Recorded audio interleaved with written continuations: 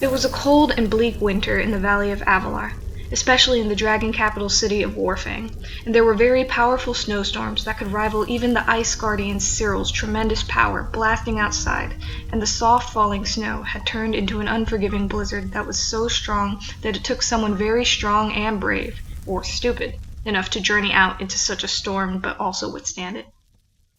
The conditions were eerily similar to Dante's freezer during the storm. Legendary heroes Spyro and Cynder had settled in a small stone house just outside of the tall and impenetrable walls of Warfang. It was a comfy little home that had been specially made, yet it was so piled up with snow that one look at it from the outside would have some people convinced that it would collapse into rubble due to all the snow and ice covering it. It was shocking that it was still standing, actually, and a certain black dragoness was staying within the walls of that little house that provided warmth and safety. It was the place that always made Cynder feel safe, as she hid away from both the wicked snowstorm outside and the ignorant and judgmental eyes of the other dragons whom lurked within the city. The former terror of the skies closed her eyes as she let a peaceful smile curl at the corners of her muzzle, her thoughts murmuring softly in her mind as she tried to just block out the loud whistles of the strong, blustery, hurricane-like winds that whipped about outside. She lay on her crimson underbelly, feeling the cool marble floor beneath her as she relaxed on her haunches and stared at the flames that sizzled and crackled in front of her. Cynder loved sitting in front of an open fire, especially in the wintertime. She loved the feeling of heat and warmth against her scales, and the feeling would always intensify whenever she is blessed to have her precious mate by her side.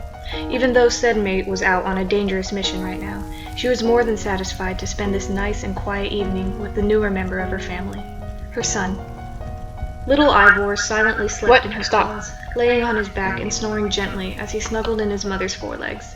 The newborn hatchling was barely a month old at this point, and he was growing bigger by the day. He snoozed peacefully as he lay in his mother's embrace, shifting his position every once in a while as his crimson chest rose up and down and his tiny wings flapped reflexively. Just after his birth, both Spyro and Cynder took their son to the Guardians, whom were stunned to see that they both birthed a white dragon, which is extraordinarily rare.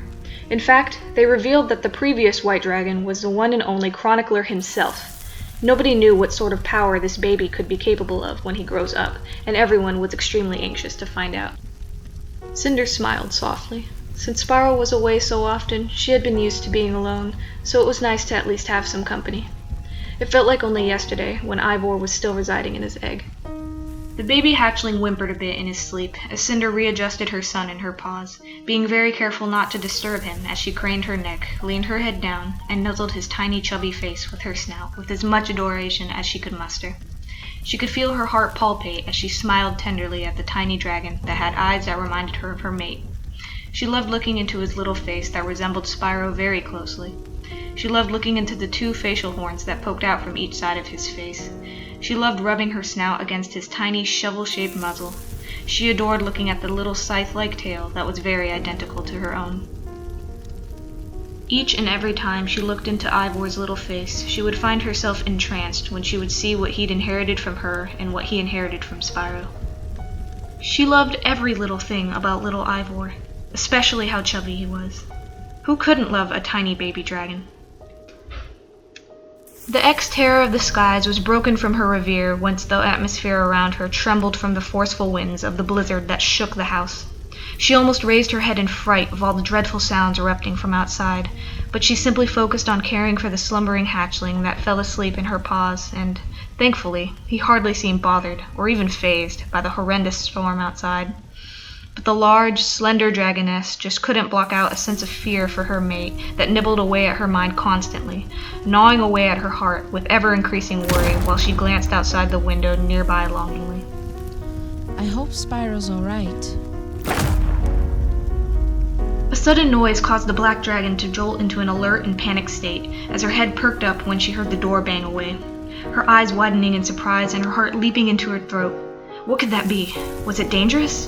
The chances of it being something bad wasn't very high, yet she knew that she couldn't be too careful with situations like this. The door continued to bang away rather viciously. It looked like it could give away at any moment. Maybe it even might explode into splinters. Cynder's posture stiffened. She quickly glanced down at her hatchling and instinctively clutched him closer to her chest protectively. She narrowed her turquoise eyes angrily, in a look that was infamous for making even the most formidable foes tremble in cowardice. The bridge of her long snout wrinkled as she bared her fangs. She didn't know whether this intruder was dangerous, but all her maternal instincts were screaming at her to protect her whelp. A low growl escaped her throat as she braced herself for the one roughly trying to break down the front door. She wasn't going to risk her little eyebore if she could help it. Who's there? She called, her voice tight and laced with a dark snarl. Finally, the door gave way.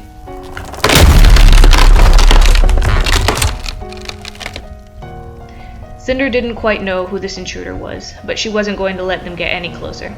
But the atmosphere shifted, and her eyes widened in surprise when she heard a familiar and rather whiny voice cry out in fear. Ah! Don't hurt us! Shock instantly replaced the wrinkles and creases of fury on her muzzle, and she was sure that her jaw would have hit the floor if it were physically possible. The black dragoness merely blinked when she noticed 2 yellow horns sticking through the door, and she quickly realized that it was Spyro who stood in the doorway. He looked so happy to be home, as he had a huge grin spread across his muzzle, and his eyes practically sparkled with joy, even though he was shivering despite the howling blizzard behind him. Huge snowflakes blew straight into the house, and the winds were so forceful that it could have easily blown the powerful adult purple dragon more into the house. It didn't take long for the ebony-scaled dragon to notice a familiar yellow glow. Sparx hid behind the large purple dragon and nervously peeked out from behind him to look at her now that she had calmed down. All she could do when she saw the annoying dragonfly was roll her eyes and shake her head. The atmosphere lifted instantly when the 2 brothers arrived, despite the horrific weather conditions outside. Hey, Sin, we're home. Only a long silence substituted as a response. The only sound between them was the howling blizzard and the crackling flames in the fireplace. Neither mate said anything to one another as they each tried to think of something, anything, to say to one another. They each glanced across the main room to each other as they each waited for something to come to their minds. The purple and ebony dragons were drawing a blank as the seconds ticked by, and they each waited for an opportunity of conversation to come to them. That was when Sparx spoke up. If you guys need me, I'll just go into the kitchen and... yeah.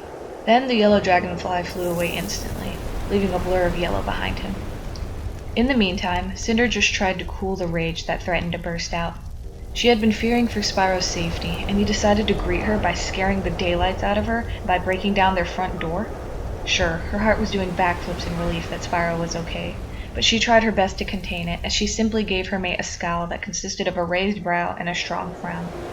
She wanted to punish him for scaring her like that, and teasing him like this was the best revenge she could concoct right now, given she felt a tad annoyed that her relaxation had been ruined. She glared bluntly at her mate. Why? You decided to break our front door? If reptiles were able to blush, the purple dragon would have done so as he fidgeted on the spot. He stared down at the floor and sheepishly shrugged his shoulders while he offered rather lamely. The doorknob was frozen with ice and I couldn't get in. Another awkward silence was what greeted the couple next. Spyro was speechless since he didn't know why the atmosphere was so heavy. However, he did feel totally guilt-ridden for having to leave his mate and newborn son, all for the sake of a mission all the way on the other side of the realm. His heart broke in 2 pieces just when he thought about it. Glancing down back at the floor again, the purple dragon assumed the look of a kicked puppy. Cynder, I'm so sorry that I've come home so late and that I haven't been able to spend much time with you. I truly am. He glanced back up at his mate with the most puppy dog look a dragon like him could even muster, his lower lip poking out in a begging gesture. Can I please sit with you? Cynder just couldn't stop a sincere smile from spreading across her muzzle. How could she even bring herself to say no to that and live with herself afterward? She could feel this warmth spread throughout her entire body as she let loose a sigh and shook her head. All right. Come over here. Spyro didn't dare hesitate while he shook off the ice and snow that covered his pelt, letting slumps of snow and slush fall to the marble floor below, and made his way over to his mate.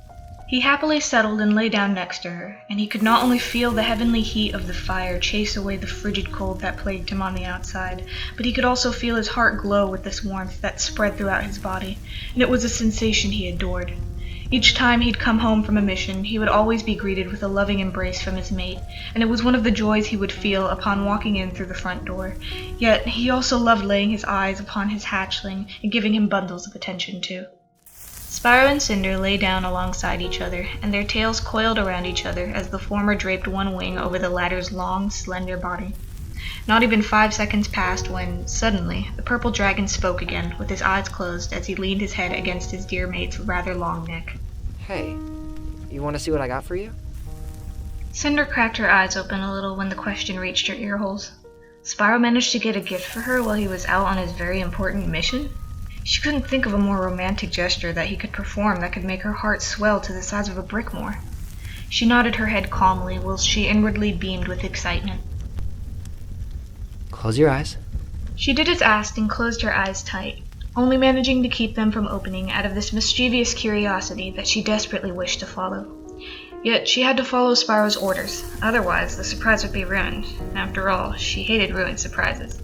She could feel as Spyro slipped something around her neck. From what she could tell, it felt like metal. A tiny chain, perhaps? She couldn't wait until she could open her eyes and see. Alright, you can open them. Cynder's eyes were overflowing with delight as they flew open. It was a gold pendant necklace. She craned her long neck to look down at the gift and examined the object that her mate had brought her for the winter season. Her heart felt as light as a feather, and this amazing feeling of glee spread throughout her whole body as she took the locket into her maw and exclaimed, her maw agape, as she broke into such a wide grin that it was hard for anyone else in the room not to do the same. Oh, Spyro. It's beautiful. Can you? Spyro smiled softly. She didn't need to say any more.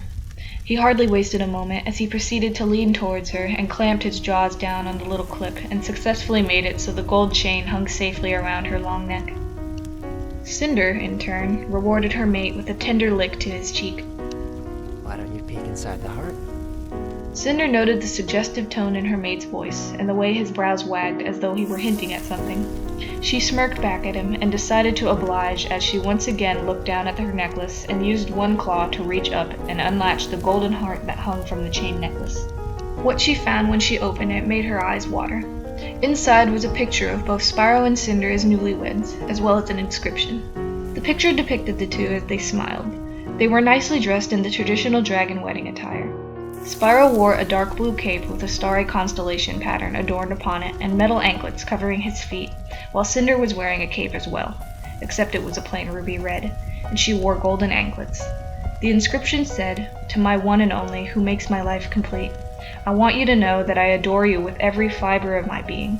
I promise to forever be by your side just like you were for me when we fought Malefor together. I love you. Spyro." A single tear of joy trickled down Cynder's muzzle. Oh, I absolutely love it. The black dragoness leaned forward and wrapped both of her wings around Spyro's strong body, although it did feel a bit chilly, probably because of the fact that he did come in during a rampaging blizzard that continued to storm outside. She loved Spyro with every bone in her body, and she loved him even more whenever he did romantic things like that. But she felt a bit of guilt swim through her veins and hit her heart like a slap to the face. She sighed. It was something which didn't go unnoticed by Spyro. The matter? I'm sorry I couldn't get you any gifts, Spyro. Spyro shook his head, that same little smile taking form on his muzzle as he looked at her with the same loving look that he always gave her. He leaned closer to his mate and he lovingly rubbed his snout against her cheek in an affectionate gesture as he let his eyes drift shut and he placed a gentle paw atop of hers, hoping that doing so would make her feel reassured so that sad smile on her muzzle would morph into a real one. Are you kidding me? You already got me the greatest Christmas present ever. Cynder was downright confused at that statement. She tilted her head sideways with big eyes. What did her mate possibly mean by that? It was before she could ask that same question, though, that the big purple dragon assumed a gentle look on his face as he craned his own neck so he was almost face to face with the tiny hatchling that slept in his mate's embrace. Spyro chuckled warmly as he felt his heart expand in his chest, and he watched as his son squirmed and whimpered when he felt the purple dragon nuzzle him, disturbing him from his nap as he started to wiggle around to try and get comfortable again, his eyes cracking open a bit. The little white dragon let out a small, disgruntled, yet rather annoyed cry that sounded more like a squeak, and he tried his best to glare up at the large purple male. Spyro couldn't hold back a small, deep-throated chuckle of amusement as he smirked playfully down at the hatchling with a teasing glint making itself known in his amethyst eyes. Alas, little Ivor didn't seem to hold it against his father as he leaned up feebly, only managing to barely lick Spyro's muzzle, and then he purred contentedly, whilst he nuzzled him lovingly. Spyro apologized gently while he happily returned the gesture of love and affection. Sorry, little guy. Didn't mean to wake you. Ivor just gave a sleepy whimper as he closed his eyes and curled up into a little ball to try and get some more sleep and to keep all the heat around to himself. It didn't take too long before he was letting out soft little purr-like snores as he fell back to sleep almost instantly. Poor little thing. Spyro gave a tiny lick on Ivor's tiny snout, and then he pressed his own muzzle up against the little ivory-scaled hatchling. The purple dragon crooned hushedly to the small whelp resting in his beloved mate's forelegs as he cuddled up to him lovingly. Sleep well, Ivor. Merry Christmas. Spyro sat back up on his haunches and quickly found himself wrapping both wings around Cynder as the latter closed her eyes while she leaned forward and pressed her snout against Spyro's as she nuzzled him affectionately, a wide smile spread across her face. Spyro had been looking forward to this ever since he had been sent away on that training mission.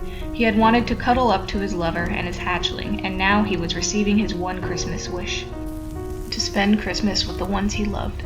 The two dragons were so busy with their romantic embrace that they never noticed as Sparx finally entered the room and lazily and tiredly approached the two, being careful not to disturb them, even though he silently gagged from how corny it all was. He floated down towards Ivor, who continued to sleep soundly. Sparx hesitated due to the fact that the first and previous time he saw his nephew, the child wanted to make a rattling chew toy out of him, but the cozy space beside the sleeping baby dragon was far too tempting for him to give up on. The dragonfly wordlessly settled down and landed on the back of young Ivor, soaking in the warmth of the fire as he quickly drifted off to sleep. Meanwhile, Cynder just closed her eyes and continued nuzzling her dear mate.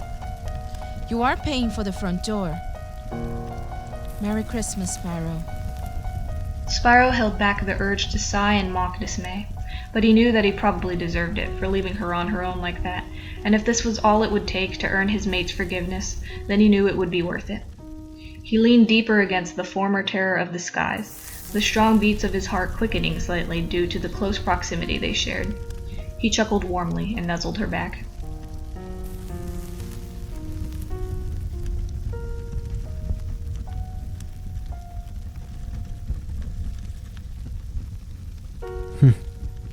Merry Christmas, Cynder. Hey there, this is Siel, and we wanted to wish you a Merry Christmas and a Happy Holidays from all of us here at Convexity Studios.